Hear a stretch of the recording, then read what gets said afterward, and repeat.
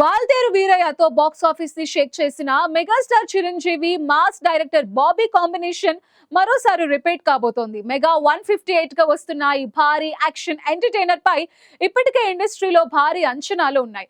And recent గా ఈ cinema పూజా కార్యక్రమాలు, హీరోయిన్ ఎంపికపై కొన్ని క్రేజీ అప్డేట్స్ బయటకు వచ్చాయి. చిరంజీవి బాబీ కాంబో అంటేనే మెగా ఫ్యాన్స్ కి పూనకాలు లోడింగ్. ఈ క్రేజీ ప్రాజెక్ట్ ఈ నెల 25న పూజా కార్యక్రమాలతో ప్రారంభం కానుందని తెలుస్తోంది. అయితే అదే రోజు మనశంకర వరప్రసాద్ సక్సెస్ మీట్ కూడా ఉండటంతో ఈ రెండింటిలో ఏది ముందు జరుగుతుంది లేదా ఏదైనా వాయిదా పడుతుందా అన్నది ఆసక్తికరంగా మారింది. ఇక ఈ సినిమాలో ఒక కీలకమైన పాత్ర గురించి ప్రస్తుతం ఫిల్మ్ నగర్లో చర్చ నడుస్తోంది. దర్బార్ సినిమాలో రజనీకాంత్, నివేదా థామస్ మధ్య తండ్రి కూతుళ్ల సెంటిమెంట్ ఎలాగైతే పండిందో ఈ సినిమాలోనూ చిరంజీవికి కూతురిగా ఒక ప్రాధాన్యత ఉన్న పాత్ర ఉంటుందట.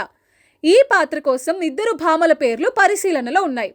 మొదటి పేరు అనస్వర రాజన్. మలయాళ ముద్దుగుమ్మ అయిన ఈమె ఇటీవలే రోషన్ మేకా ఛాంపియన్ సినిమాతో తెలుగు తెరకు పరిచయమైంది. ఆ సినిమా కమర్షియల్గా సక్సెస్ కాకపోయినా అనస్వర నటనకి మరియు లుక్స్కి మంచి మార్క్స్ పడ్డాయి.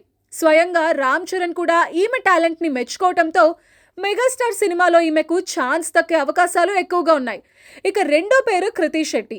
ఉప్పెనతో ఓవర్ నైట్ స్టార్ అయిన బేబమ్మ ప్రస్తుతం ఒక గట్టి హిట్ కోసం ఎదురుచూస్తోంది. ఈ ఇద్దరిలో మెగాస్టార్ పక్కన కూతురి పాత్రలో ఎవరు మెప్పిస్తారనేది మరో 2 రోజుల్లో తేలనుంది.